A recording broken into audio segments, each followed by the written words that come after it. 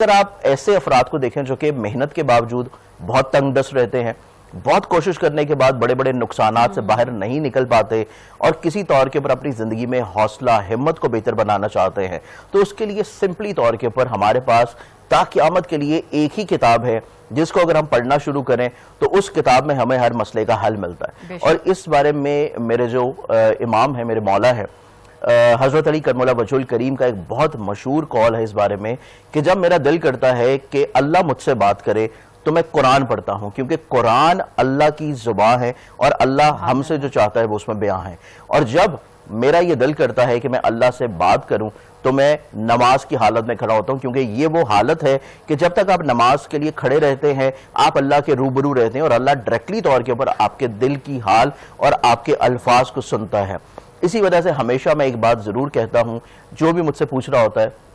کہ تنگ دستی کو کیسے دور کریں، پریشانی کو کیسے دور کریں، تو ہمیشہ ان کو میں یہ کہتا ہوں کہ جب آپ نماز کے لیے کھڑے ہوتے ہیں تو جو آپ نے دعا مانگنی ہے اللہ تعالیٰ کے حضور، وہ آپ نے دوران نماز ہی مانگنی ہے، کیونکہ نماز میں متعدد ایسے مواقع آتے ہیں کہ جن پہ آپ دعا مانگ سکتے ہیں، جن میں سب سے زیادہ فضیلت والے جو مواقع ہیں وہ رکوع کے دوران ہیں، جب آپ اپنے رب کے حضور رکوع کر رہے ہیں۔ اور رکوع کے بارے میں قرآن کریم میں بھی ایک بہت بے شمار آیت ہے کہ رکوع کرنے والوں کے ساتھ رکوع کیا جائے، تو حالت رکوع میں آپ دعا کریں۔ اس کے بعد جب آپ اپنی پیشانی کو اللہ کے حضور سجدہ ریز کرتے ہیں تو یہ وہ مقام ہوتا ہے کہ جب آپ اپنا سر، اپنی پیشانی اللہ کے حضور جھکا دیتے ہیں اس کی بندگی میں، تو اس ٹائم کے اوپر آپ تسبیحات کرنے کے بعد دعا ضرور مانگیں، آپ کی کوئی بھی مصیبت ہو، کوئی بھی پریشانی ہو، وہ ضرور دور ہوگی۔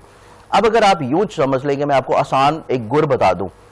فائنینشلی طور پہ مشکلات یا پریشانیوں سے نکلنے کے لیے، تو اس کے لیے 2 سے 3 ایسی چیزیں ہیں جو کہ آپ خود کر سکتے ہیں، بڑی آرام سے کر سکتے ہیں، ڈیلی بیسس کے اور اپنا کام کرتے ہوئے کر سکتے ہیں۔ آپ کوئی چلتے پھرتے کر سکتے ہیں، خواتین گھر میں کر سکتی ہیں، کوکنگ کے دوران بھی کر سکتی ہیں، جاب کے دوران بھی کر سکتی ہیں، اور ایسے بچے جو کہ جاب کی تلاش کر رہے ہیں اور جاب کے لیے کوششیں کر رہے ہیں اور کمپٹیشن کے باعث ان کو کیلیبر ہونے کے باوجود جاب نہیں مل رہی، تو وہ بھی اس وظیفہ کو کر سکتے ہیں۔ اور یہ بہت سمپل وظیفہ ہے،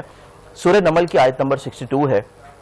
اما یجیب المضطر اذا دعاہ ویکشف السوء۔ اس کی ایک تسبیح آپ نے روزانہ پڑھنی ہے، اور اس تسبیح کے بعد آپ نے صرف 2 رکعت نماز حاجت ادا کرنی ہے، اور نماز ادا کرنے کے بعد آپ نے اس کا ثواب ہدیہ کر دینا ہے نبی اکرم صلی اللہ علیہ وسلم کی ذات اقدس کو، رحمت للعالمین کو، اور نبی کے وسیلہ سے اللہ تعالیٰ کی ذات سے مانگیں گے تو انشاءاللہ آپ کو رب جو ہے اتنا عطا کرے گا کہ آپ کی نگاہیں بھی اور آپ کی سوچ بھی حرام کی طرف نہیں جائیں گی، آپ حلال رزق پہ ہی رہیں گے۔ اچھا، ڈیلی تسبیح کرنی ہے اور ڈیلی جو ہے وہ حاجت کے نفل بھی ادا کرنا ہے؟ ڈیلی تسبیح کرنی ہے، اور تسبیح کسی بھی وقت کر سکتے ہیں، اور obviously جب نوافل کا وقت ہے تو نوافل آپ اسی وقت ادا کریں گے جب نفل ادا کیا جا سکتا ہے، تو نفل کا ایک مخصوص وقت ہوتا ہے، اور جس ٹائم پہ نوافل نہیں پڑھے جا سکتے اس ٹائم پہ آپ نہ پڑھیں، لیکن نفل آپ کسی بھی نماز کے ساتھ بعد میں پڑھ سکتے ہیں۔